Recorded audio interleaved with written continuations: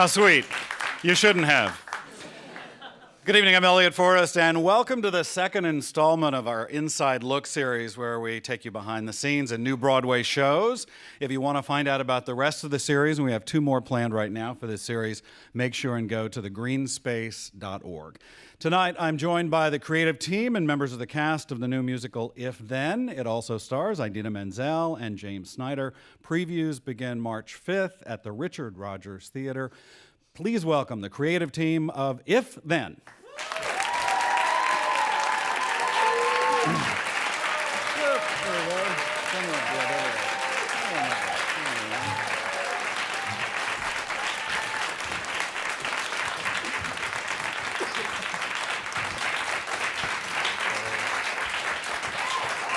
Thank you so much for being here. Thank you all for being here, and thank you all for watching online. Joining me on stage is the composer Tom Kitt, writer and lyricist Brian Yorkey, director Michael Greif, the musical co-stars Anthony Rapp, and the remarkable LaChanze. So let me start with you, Tom and Brian, if I could. Spoiler alerts are not up to you. What do you want us to know of the story? What's the story that you want us to know about? Well, If Then is the story of a woman who has been not leading the life she wants to lead somewhere other than New York City, which is where she went to school and where she first fell in love and first discovered the thing that she wants to do with her life, which is city planning.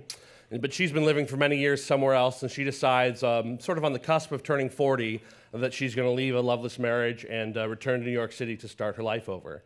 And the show picks up with that woman on her first day back in New York City, and her an old friend and a new friend that she's made. And on her first day back in New York City, we sort of follow her choices and her, sort of reacquaintance with the city, and you can jump in anytime. I guess and the sort of the beginning of her sort of new life back in the city, and where we sort of take a little bit of a turn is that we watch sort of one sort of small moment on her first day back in the city. And see a choice she makes to go one way with one friend or another way with another friend. And at that moment, the show sort of splits and follows both of those stories on through the next 4 or 5 years of her life. And so, like a lot of musicals, this is not based on a movie or L. Frank Baum or Shakespeare. This is totally an original story, right?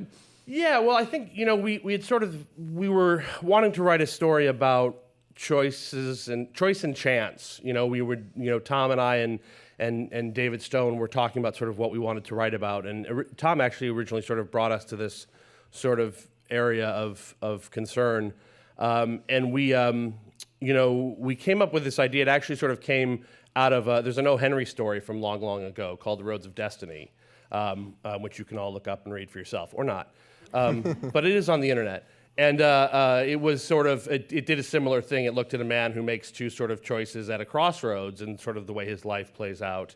That's since become a sort of time-honored kind of way of telling these kinds of stories about choice and that sort of thing. But we'd never seen it done as a musical. And so we said, that's a really interesting way to look at how choice is large and small, and also how chance, how little things that happen to us can loom large or not over the course of time.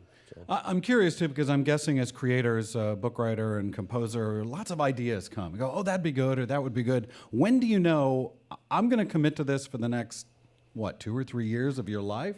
How do you know? 5 or 6. Yeah, how do you know?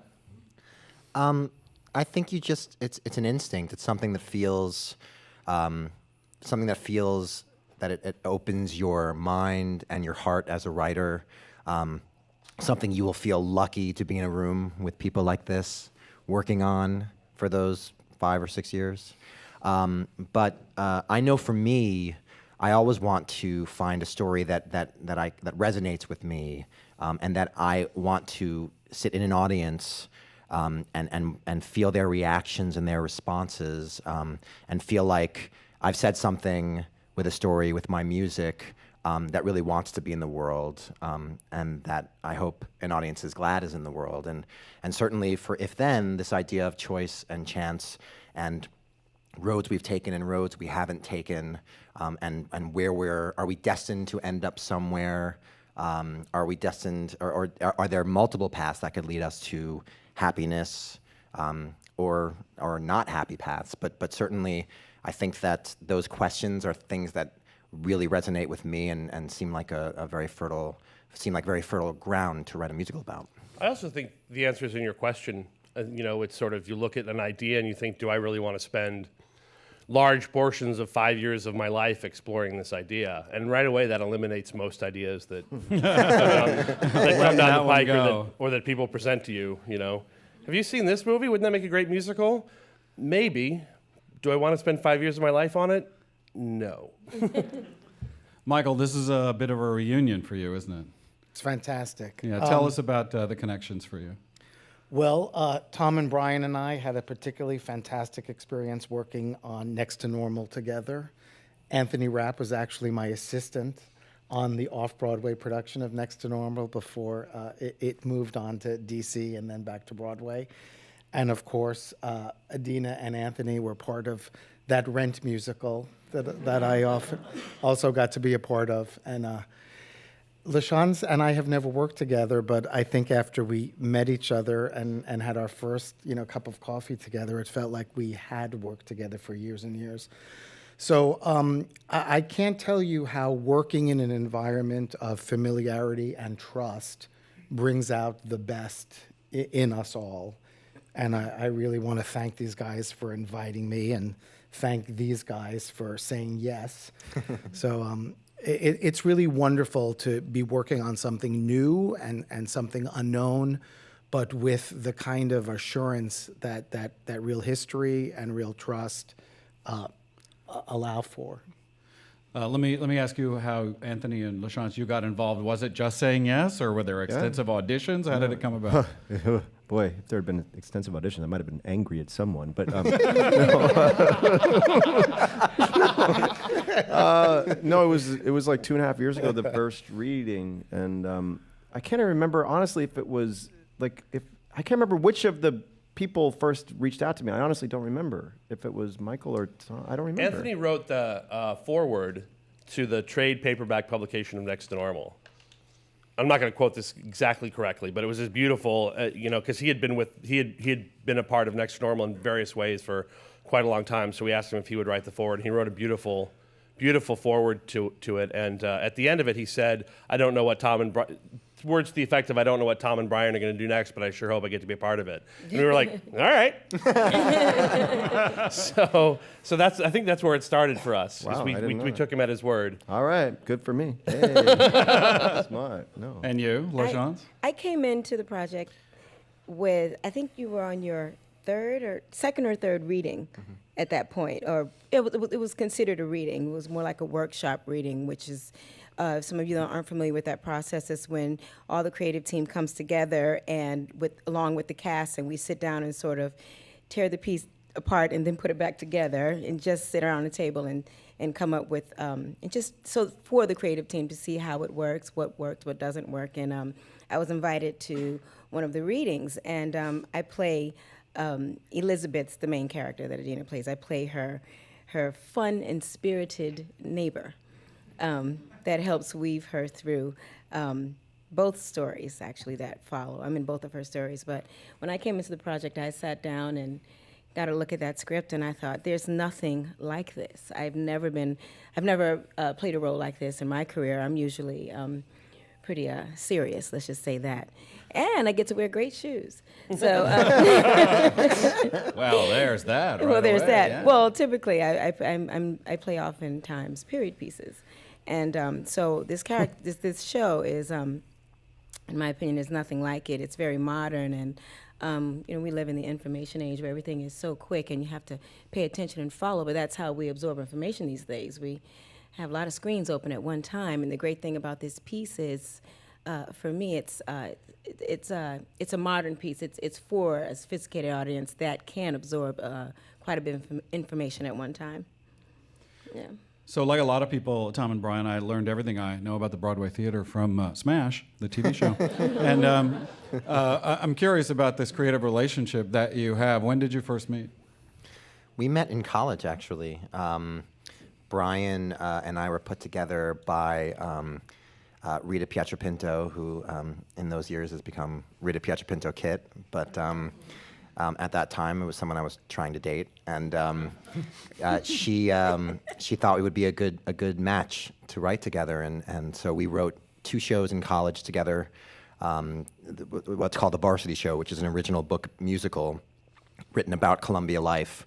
And after those 2 shows, we decided we wanted to stay a team and pursue a career writing in the musical theater, and we got into the BMI Musical Theater Workshop together, and so it's now a 20-year relationship, and I make the joke that I got 2 spouses out of that. I got Brian and Rita.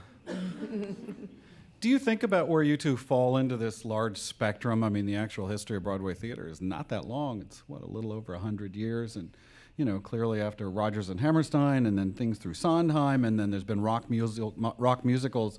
You're part of a contemporary group of writers that is writing now. Do you think about your style or where you fit into all that, or do you just do your stuff and hope people like it? That's certainly part of it. Yeah, I think we feel very privileged to be asked that question. But I think that I don't want to speak for Tom, but I think that at this point we're just sort of feeling very lucky to be able to. I mean, this will be the second original musical that we've done on Broadway, and that alone is sort of astounding to us. And we're grateful to many people, the people on this stage, the people, David Stone, and many people not on this stage, that we have that opportunity. But I think that as far as where we fit into that tradition, I think that's probably not something we think about at this point. We're probably a little bit too embryonic to really know or say. Michael, let's talk about your job for a while. You've done Shakespeare, you've done other shows where writers are long gone. Tell me about the differences in being able to work with the living playwrights and creating new things. I think when you're doing certain revivals, especially with playwrights long gone or certainly not a part of the process and won't be coming to see the revival, I think that your job is really interpretive, and it's actually to imbue a modern or a different interpretation on that classic, or else why bother? And when I'm doing a new play or a new musical, I feel like I really love being a part of a process in which I get to communicate what I imagine, hope, or wish the writer's idea is. So we work extremely closely. I feel very privileged to be included in Tom and Brian's dramaturgical thoughts in ways that the musical is shaped.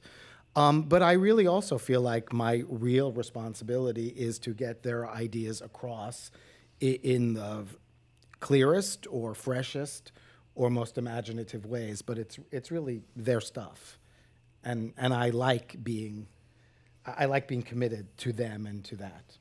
And give us a sense of your relationship with the designers and how you carry that over to their work. Well, I'm working with a spectacular group: Mark Wendland and Ken Posner and Brian Ronan and Emily Rebholz. And the thing that really unites us is similar to what I just said: a real belief in what this play is saying, and a real desire to get those ideas out there. So it's great to all know that we're all serving the same great thing, and that really keeps us on course. The one thing you hear about directors, or maybe sometimes what you hear about actors talking about directors, is that, this director creates a great atmosphere for us to be either safe or to create. What's your game plan for setting an atmosphere in a rehearsal or on a stage? I think you just sort of said it. I think it's terrifically important to create an environment in which people do feel safe, especially in the creation of a new musical. You really need people who are willing to turn, start over, rebuild, and I think that if you create a rehearsal room in which you know from the beginning that this is going to be a fluid process, yes, of course, there are things you need to know and there are things you need to set and things that need to get into your blood and bones. But I also need to provide an environment in which if these gentlemen think that you should be expressing this in this way, I'm going to try to get you there.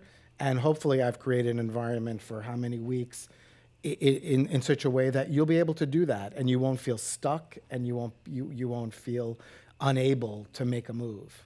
So I hope they answer that. But I also like creating a context too, because it's one thing for a bunch of individuals to be in a room sort of learning the things or just trying something such and such out, but to have Michael and Tom and Brian create a context in which all of that is happening. The reasons for the sort of overarching themes and ideas and aesthetic and spirit of what we're all doing. Then everyone can live inside of that instead of just simply learning, oh, I have to turn left instead of right here. You know what I mean? There's something motivating everything that links us all together. We heard a little bit about LaChanze's character. Tell us about the role you play.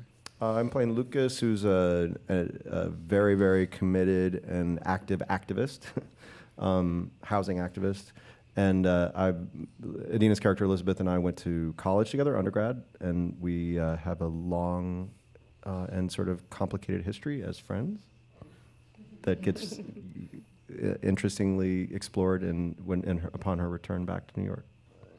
You've had the opportunity to create new roles. How is that different for you than if you do something that's been done by other people? Both things can be great. I mean, I had the incredible opportunity to play Hedwig 10 years ago in this really cool theater in Pittsburgh, and to have seen 3 different actors play that role, it's like they did a lot of the homework, so you can sort of just step in and kind of find your way through the house that they built, which is kind of cool in and of itself. But then I mean, it's an enormous gift to be given new material and sort of just, I feel like part of my job as an actor is like, the thing is what it is, and I have to kind of hook myself into it and let it take me somewhere, and then of course I'm bringing myself to it, but I'm not trying to determine too much ahead of time. I'm just trying to help it find its life. But for it to be new, then of course, inevitably, what I'm bringing to it probably does shape in some ways what they might write differently, or but I'm not like consciously going any one thing or another. But so it's certainly an honor to be given something new to try to bring that life to. It must be, I don't know, maybe even a little strange sometimes to create a role, something as strong as you did with Rent, and have how many people have now played that role? I mean, hundreds and hundreds all over the world. In how many different languages? And to a certain degree, some of them have taken a look at your work to at least base that on. Or rebel against, or whatever. I mean, seriously, I don't know. I mean, and I've seen it all over. I've gotten the incredible opportunity to go to different places and see it. The only thing that I want to see when I see that show is I want to see 15 people together telling the story that matters to them. I don't want to see a bunch of individuals. So when I see that, whatever other shape it takes, that's meaningful to me. They don't have to do what we did or not. I mean, it doesn't have to be any kind of carbon copy. It can't be. And LaChanze, you've had that opportunity a couple of times to create these new roles, once on this island and The Color Purple, for which you received a Tony Award. Woohoo!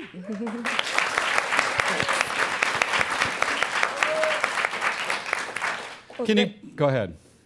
Go ahead. The great thing I love about creating a newer character is that the great thing about what Tom and Brian have written is they presented this wonderful woman on this page that I get to bring to life. And what I love about what Michael really sets up in the room is he gives us this trusting space. He really allows us all to find new ways of doing the interesting moments that we may have and discover things in the room, which is, as an actor, the thing that I really love. It's how I work. I think it's one thing to go to be in my kitchen and work on the character and say, oh, this is how I'm going to do it. And then I get in the room and I'm working opposite Anthony, and it completely changes the moment. And we have to come up with what's right for that moment. And typically in roles that are revivals, you really have an idea sort of where it's going, which you may choose to follow or may not choose to follow, but it is sort of already identified who this character is. And the great thing about new characters is you discover it. And what's exhilarating for me is in the moment discovering it and then really bringing it to life. And sometimes I've noticed that with great writers, having the writers in the room is they'll see something, they'll say, oh yes, do that. And they'll sometimes even come back and say, you know, I like that choice you made and we're gonna follow that choice and embellish it somehow. And that's the great thing about having the writers there as well. And even the designers, having them in the room, they'll say, you know, I noticed that, you know, you were twirling your necklace or something, so we want to keep that in. But, you know, it's all a fresh creative process. And this piece is so new that, you know, we're all thinking sort of on the same level because it's a modern piece. We're not trying to reach back into a period that we have to sort of assign our characters to, which makes it very exciting to be working on this piece. If I understand it right, one of the major themes are these turning points in people's life. Is that fair?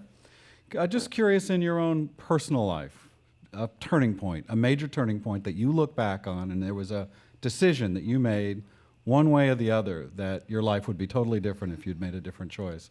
Do you have one that comes to mind? Well, I kind of mentioned it before, but certainly going to Columbia, I often think about how my life would have turned out if I hadn't gone to Columbia, because Columbia is where I met Rita and Brian. And I have 3 children now with Rita. So there's a whole life, a whole family life, and this career with Brian, and you know, Rita and Brian and I are also kind of this family unit as well, the 3 of us. And so I can really look at that one point in my life and wonder how it would have changed, because also musical theater for me was not necessarily on the radar. I wanted to be a singer-songwriter. I wanted to follow in the footsteps of Billy Joel and Elton John, and so New York for me was going to school in New York City was this idea of forming a band and playing around, and the varsity show and my collaboration with Brian kind of came about accidentally. So I certainly think about that quite a lot. Can I just tell one little tale on you that exemplifies what you're saying? I went onto your website at the Tom Kitt Band, and I went, oh, what gigs does he have? The last one listed was 2009, by the way. I think it's probably 2006. I think you're being kind. Okay. So clearly this is taken front row for you. Yeah, I haven't looked at that website in quite a while. The internet is forever. It is. That's right. Brian, do you have a turning point in your mind? Well, that's certainly one of them. You know, one of the stories I tell, when I was in 5th grade, my older sister was going to pick up our other sister taking the car to pick her up at work, and asked me if I wanted to come, and I was engrossed in a Hardy Boys book. So I said, no, I'm going to stay home and read the Hardy Boys. And she was in a car accident. The entire car was crushed except for the driver's seat. So she was actually pretty much okay, but she was broadsided by a semi. And so it's like, I've always remembered that, you know, that moment, like, wow, it's a good thing I was reading the Hardy Boys. And who knows, maybe it would have taken me a minute to get my jacket and everything would have been different, but you don't know. And I think it's the not knowing that makes you say, you know, if I had done this, you know, then what would have happened? Right.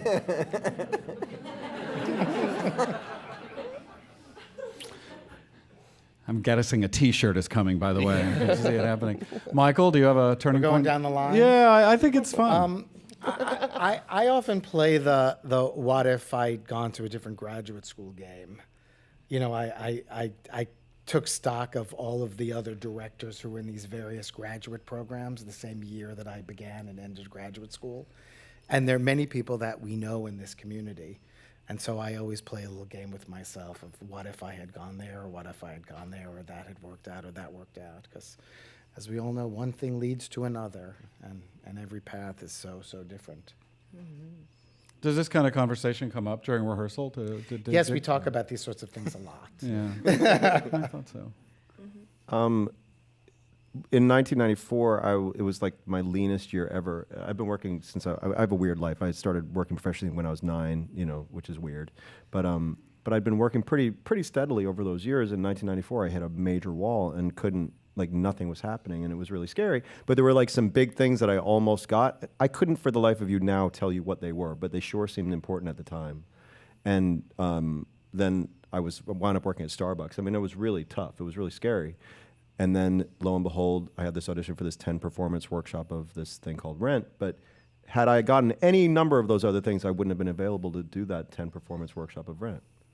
And you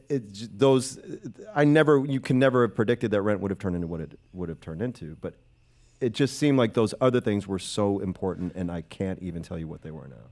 So it's like that kind of thing for me. LaChanze, one come to mind for you? So many come to mind for me, but I'm trying to think, which one do you want to hear? But I would have to say, when I was doing a production, I had just met my husband, my late husband, and we were dating. And I told him, at the time I had just gotten this offer to do Ragtime, but in LA.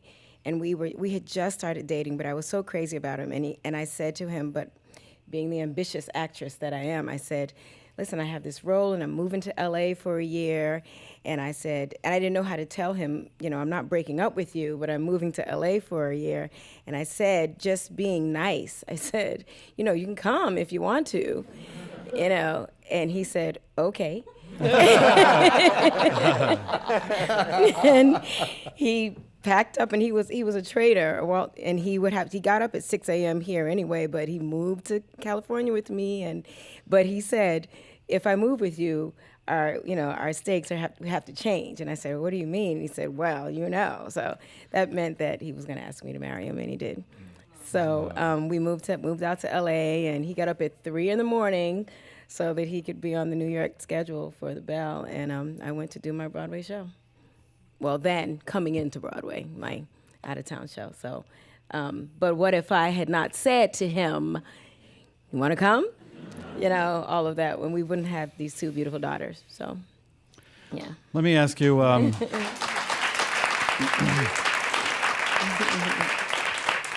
you did the show at DC, you had the show at the National, and then now you're 2 weeks into your Broadway rehearsal. Give us an idea of where you are right now after probably some changes in DC, and now you're gearing up for Broadway.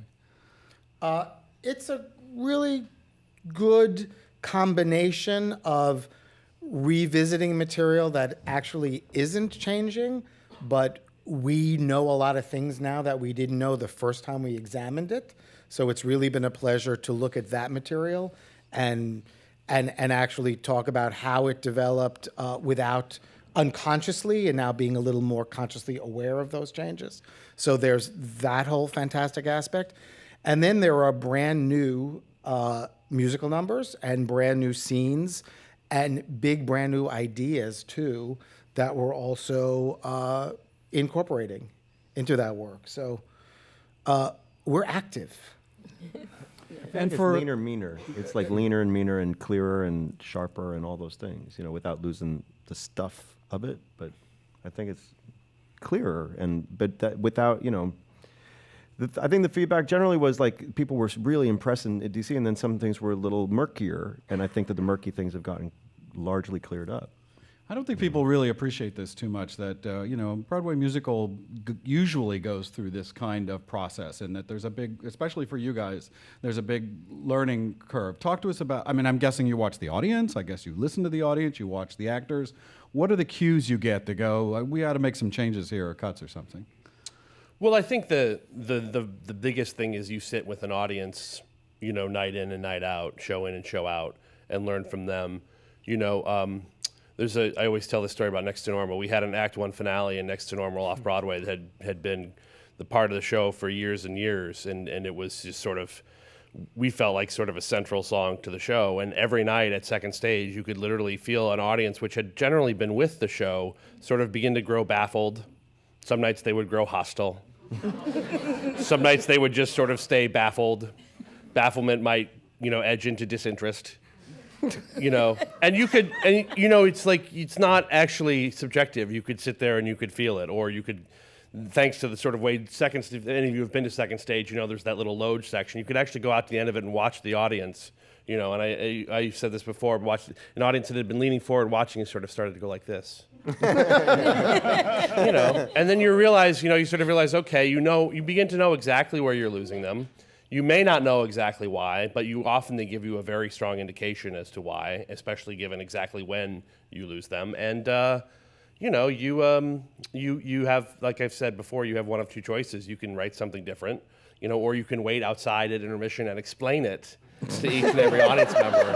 Every night, eight performances a week. 8 performances a week. And so you go with the more practical option, which is to write something new. And I think that, I don't think we had that level of bafflement in DC, certainly, but certainly we learned a lot from the audience. We learned where they were very much with the story, the stories. I mean, it's two stories. And we learned where they weren't. And you hear from individual people. We heard from a lot of individual people, which is always helpful. But the most helpful thing is to hear from all of them at once. They don't, you can argue that something's funny or not in rehearsal. The audience will tell you right away whether it's funny or not. They will laugh or they won't.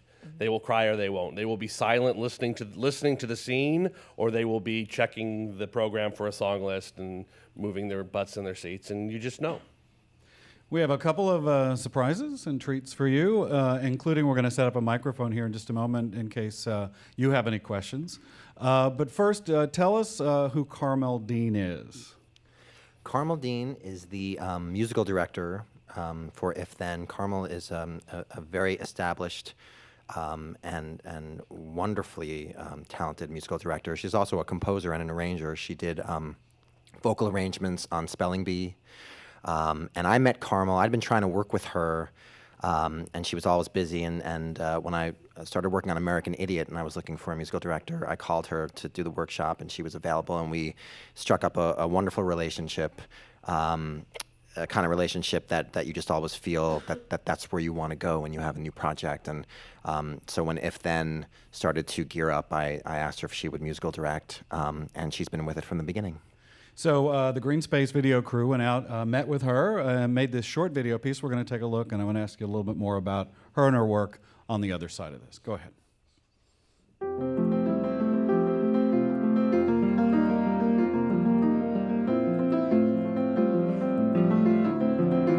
My name's Carmel Dean. I am the musical director of If Then. It's a new musical that focuses on a woman who's about to turn 40, who has been living in Phoenix and moves back to New York after being away for over a decade. And she decides that this is the time that she really wants to find herself. And in the first scene, the story splits, and we see two versions of what her life could possibly be. The musical director is in charge of executing the vision of the composers of the show. Starting with the rehearsals with the cast, it's my job to teach the singers all the music, all the harmonies, and when we move into the theater, I then start working with the musicians, and Michael Sterabin is the orchestrator, so we start working together to bring it to life with more than just a piano. In this case, we have a 13-piece orchestra, and from that point on, I am conducting the orchestra 8 times a week for every performance. This is a brand new musical that's never been done before. Obviously, things are in flux right up until the show is frozen. So every day there's new material and things that are being tried out. So we often have to sight read something very quickly to go in that night. So the biggest pressure is the time that we have to put in the new material. One of my favorite parts of the process on any new show is when we add the orchestrations in, and that usually happens about 2 weeks before we start previews. It's always a very tight time frame, so it's always very exciting, and it really just opens up the whole musical world of the piece.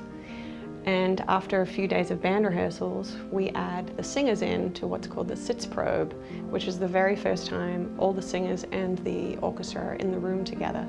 And it's a wonderful day, and that's my favorite part of the process. Tell us a little bit more about what her role is in all of this. It must feel like some immense babysitter. I mean, you're just turning over all your children to her, right? Well, she's exactly right. And I've been a musical director, and I love doing it. And it's this task where you really want to communicate from the composer and the lyricist the score to the actors, teach it to them, teach it in a way that is clear, and you can hopefully find shortcuts for anything that might be tricky right off the bat. And then you want to maintain the musicality of the show. You want to start working with the singers on honing the material, putting it in the right placement for their singing. So it's really about rehearsing the cast and shaping the show for all of the cues in the studio. And then once the show is set, then you have to communicate all that material to the orchestra. And the musical director doesn't necessarily always conduct the show. Sometimes they'll conduct and play, or sometimes they may be out in the audience and they'll have someone else conduct the show. So Carmel for this one is a standalone conductor. She doesn't have to be playing, which I think she normally does. So I know she was very excited to get to just stand there and do it. And that first time after, as Brian said, years working on this together and creating this, and both in your head and on a piano, that first time you heard the orchestrations, what was that like for you? Well, it's very hard to take in one moment because there's so much information, especially when it comes from someone like Michael Starobin. You just feel so lucky. I'll never forget. I was in the car, I think, with Rita, and we were listening to Sunday in the Park with George, and I turned to her and I said, "Can you believe this guy is going to be orchestrating Next to Normal with me?" So to get a bigger orchestra now to work with, I was so excited. And of course, it doesn't disappoint because he's just such a brilliant musician and someone also who understands this process and knows how to serve the composer's vision, and is also really open to any sorts of notes and ideas that you may have after hearing it. But the Sitzprobe is a thrilling afternoon, and to get to hear all that stuff that's just been coming out of the piano and in the room suddenly with this glorious new sound, it's quite thrilling. And for everybody else, too, I guess, when you start to hear that for the first time, yeah. Well, we don't have the 13 pieces, but we do have you, and Anthony has agreed to sing one of the songs from the musical. What are we going to hear? This song is called You Don't Need to Love Me, and I'll let the person who writes the words so much better All right, explain. if you'll assume... you're going to tell us about it? Brian's going to set it up. Anthony will explain everything in his performance. Oh. Tom Kitt and Anthony Rapp from If Then.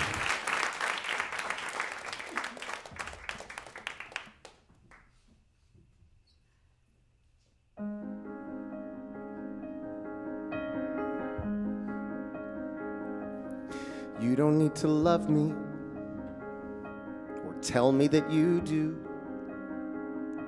Don't make me any promises. Just promise we're not through.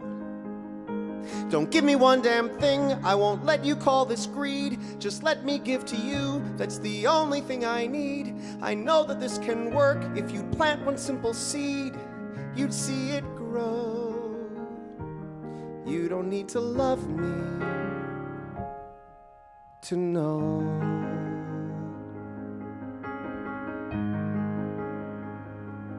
You don't need to need me. It's better that you don't. If each of us can walk away, it won't matter that I won't. We'll both be self-contained, but together, not alone. You can keep me in the dark. Hell, it's all I've ever known. But we both could use a friend who will always check the phone and take the call. You don't need to need me at all.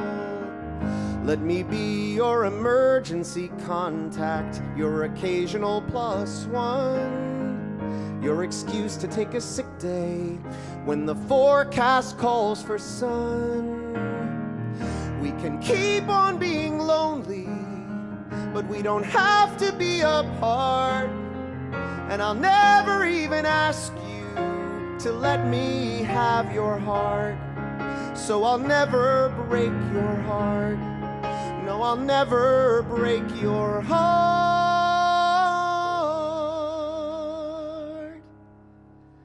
You don't need to love me to let me help you through.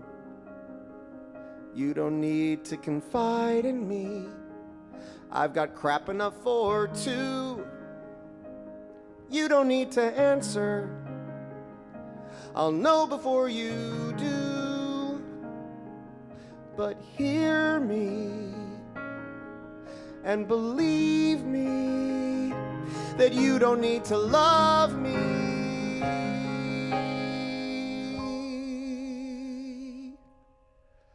the way that I love you.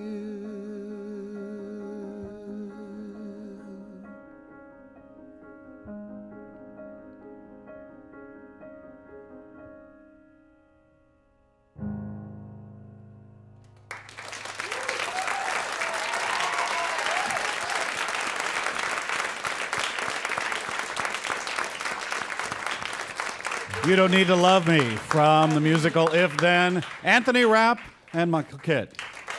Tom Kitt, I'm sorry, crap. Here, we'll edit that out. Anthony Rapp and Tom Kitt.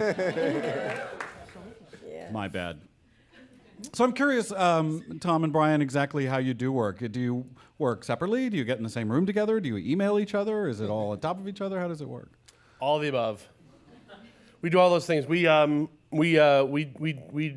all different ways. You know, we tend to, if a song, you know, we tend to, whoever sort of has the first impulse for a song will go first with that. So that's tends to be sort of equally divided between Tom and myself, I think, whether it goes to music first or lyrics first. And sometimes we're, you know, on different coasts.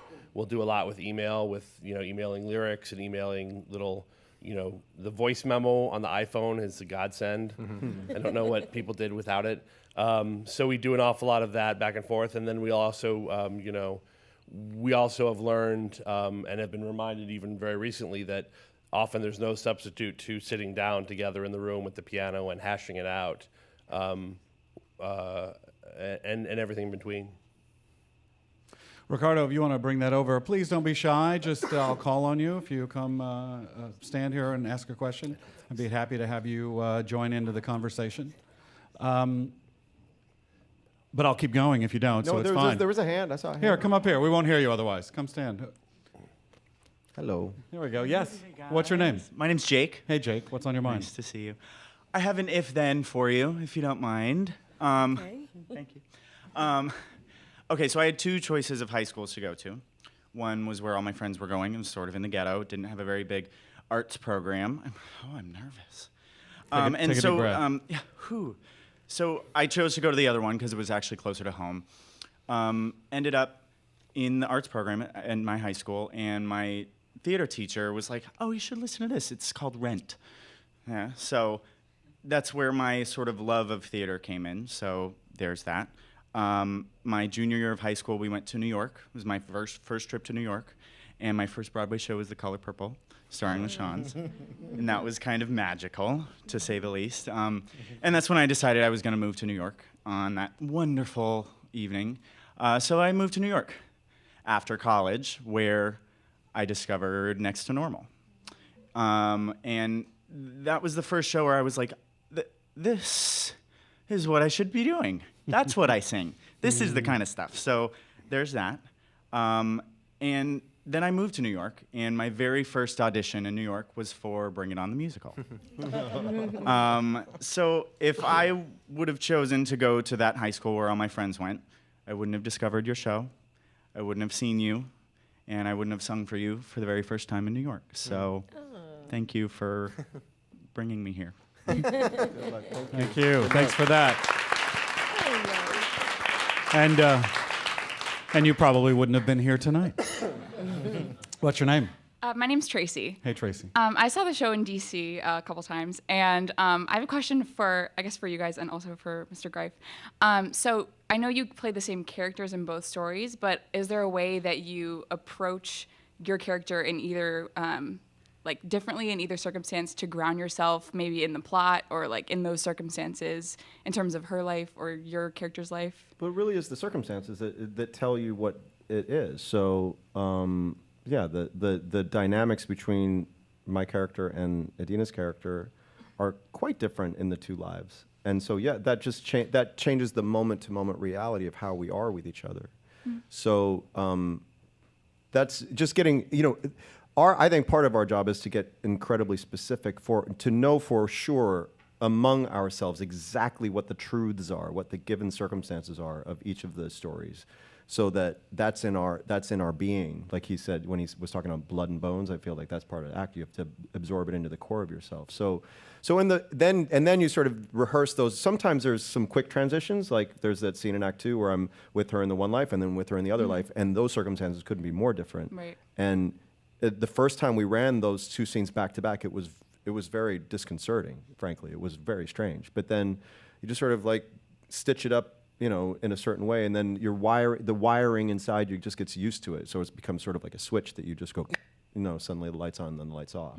At least that's what it's like for me. I don't know if it's, Well, for me, it's basically we are the same character in both stories. So it is, again, I would have to agree. It's the circumstances if they really affect how we're going to change. But it definitely always starts with just being rooted in who we are with Adina's character, whether she is in Liz's world or Beth's world. It really just depends on what's happening, where the journey is taking us. But we're grounded in who we are as the character first, and then wherever the story takes us is how we follow it through. Adina's been great. She uses a great way of saying it. She's the same soul of the person, but life changes you as you live it, and so it changes some things about you, but the soul is the same.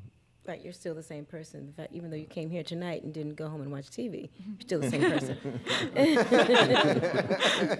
We thank you for that. Thank you so much. The thing that's also wonderful about the show is that because it does cover some ground, you really do get to see how those circumstances affect someone's soul. So there really is an opportunity for that kind of change and growth too, in their characters specifically. Great. Thank you. Thank you so much. Idina Menzel couldn't make it tonight, but tell us about working with her. I think, like a lot of people, we know her from Wicked and television specials. What a powerhouse she must be. She always has been. It's amazing. Yeah, it's there was a very specific moment. She's very unassuming and lovely in person. It's so you are sort of taken in and you think, oh well, she's just like me. She's just a person. And at some level, she is a person. But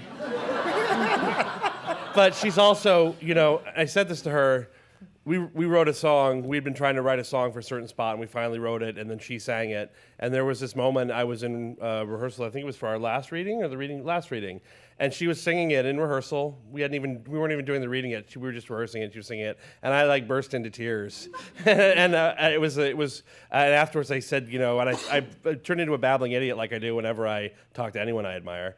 And I just said, I was like, what you bring to that is transcendent. It's just amazing. And I feel the same way about LaChanze and Anthony too. If you had told the high school me that someday I'd be sitting on a stage with these two people, and working with them and with Adina and with Michael Greif, I would have, I probably would have said, really? But deep down, I wouldn't have believed it. So it's amazing. And it's interesting. You were talking earlier about. Well, I don't remember exactly what we were talking about, but I thought that the when you're working on a new show, the thing that you have as a writer when you're in that room is there is this sort of thing that you bring in, this story that you want to tell, and then there is the sensibility that your director, in our case Michael, brings to it, and what he understands, what he believes, and what makes sense to him, and how he looks at the material. And then there are these actors who take it and say, okay, I will take this and I will make it real for you. And you realize that the truth of the piece is the thing that works for everybody. Do you know what I mean? And so the actors who have this immense sort of not only sort of gift and power in the way they sing a song or play a scene, but also the sense of really like looking at the material and saying, I am going to make you believe this. And you learn right away, oh, that's the story. And then there's parts that they will work very hard and they will say, I'll make this work for you. And you go, you know what? I see what works, what's working and what isn't with this character, with you in space, and that tells me right away what I need to go away and fix. And having that privilege as a writer is, I don't know how you would do it otherwise. And having it with these people is astounding, and it's humbling, but it's also incredibly helpful. There's something incredibly pure about her. Always has been from the almost the 18 years plus that I've known her. there's just raw instinct and then the courage to just go there wherever it is. And I think so many people with that have the kind of powerhouse voice, they start to control themselves somehow, or they manage themselves to some degree. And she just there's a freedom to her creative spirit that is remarkable and has always been the same. Even with the more fame that she has and all the success, none of that has gotten squashed or squeezed. There's also unbelievable diligence, because there's a very rigorous way in which she prepares vocally and musically, and an incredibly rigorous way in which she prepares as an actor, just in terms of filling in history in every way. And then she takes all of that rigor and is available to whatever happens. And then you see that openness and that ease. Mm-hmm. And as Anthony said, she's always had that. Yes, what's your name? Elise. Hey there, what's your question? Hi. I'm down at NYU studying directing right now. I want to do Broadway musicals because they're awesome, of course. I wanted to know any advice you have, and also how to start. Advice.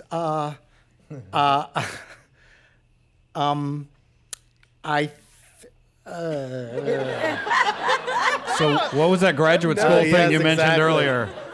Graduate school worked for me. I don't know if it works for everybody, but it really worked for me. I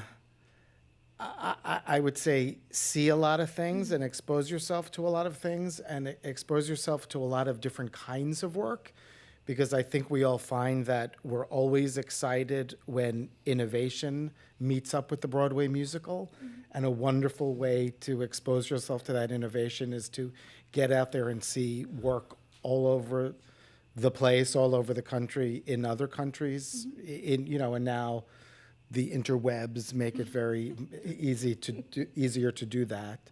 So I'd say it's a lot about that exposure. And then there's a lot to this answer. And then I would try to find a way in which you're actually doing it, which is really, really hard, to create opportunities for yourself to actually be in a position in which you're directing things or directing readings of things. So good luck with that. Thank you. Good luck. I'll need it. We've got time for one more. Yes. Hi. What's your name? Lonnie. Hi, Lonnie. Hello.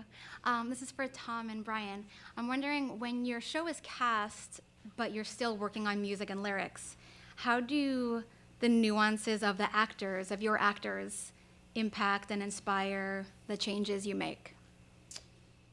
In every way. I mean, I know for me, the having an actor to write to put a part on is the absolute best way to write one. And I think that, as LaChanze was saying, we learn from each other in rehearsals, and I see things that they do that are funny, or they might sort of, come up with a line in a moment when they can't remember the real line that's actually better than the real line. But most of all for me, that having that face and that voice and that body in my mind when I'm home working is absolutely invaluable.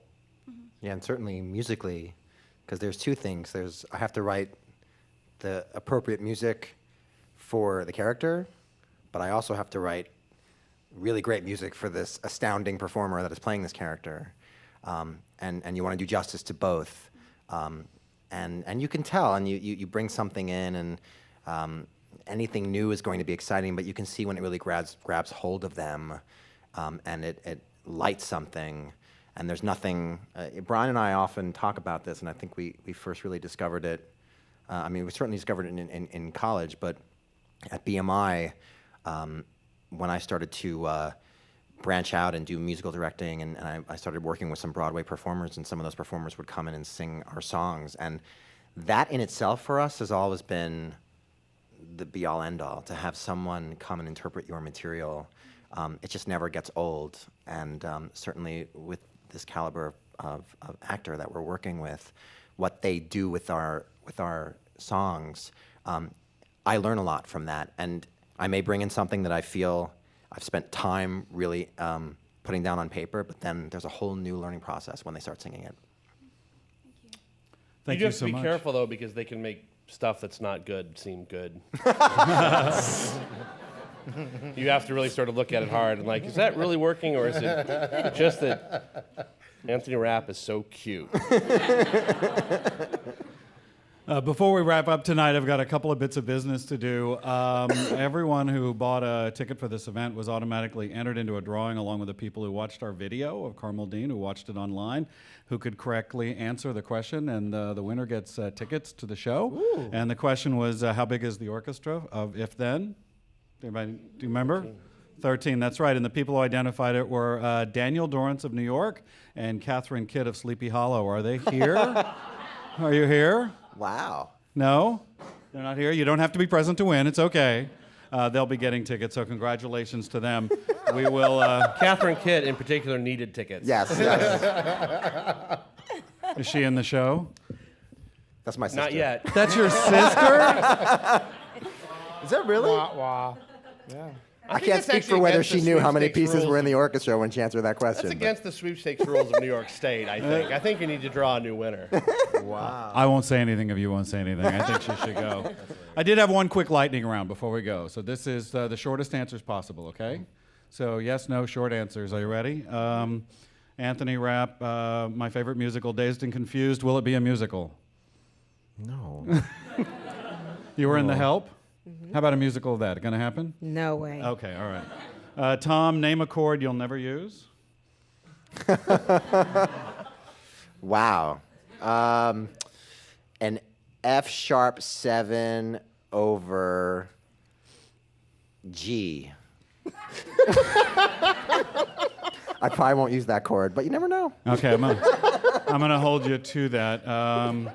Brian, you're working with Sting on a project, isn't that right? That's right. His real name? Gordon Matthew Sumner. Very good. Okay, good. And I finally, wouldn't Michael. know the middle name, but I would have known. Michael, the one initial of an actor you'll never work with again. K. K. K. There we go. It's just one initial. This has been great fun. I'm so happy that we got to pull the curtain back on this new musical that's coming to New York. I did want to let you know the next in this series will be a look at Raisin in the Sun. Obviously not a new show, but a new production with Kenny Leon. Joining me on stage will be a number of the actresses in the performance, including Diane Carroll. And then in March, on this stage for his first new play in 30 years, Casa Valentina joined me for my conversation with Harvey Fierstein. Oh. You can learn about all these events and get tickets and watch videos at thegreenspace.org. If Then previews March 5th is when it begins at the Richard Rodgers Theater. Tickets are on sale now. I'm Elliott Forrest. Thank you so much. Join me again in thanking composer Tom Kitt, writer and lyricist Brian Yorkey, director Michael Greif, Anthony Rapp, and LaChanze. Thank you all for being here. Thank you.